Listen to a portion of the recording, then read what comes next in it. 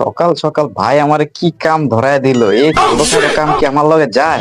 আমার মতো নামি দামি কম দামি সেলিব্রিটির সাথে এই কাম কি যায়?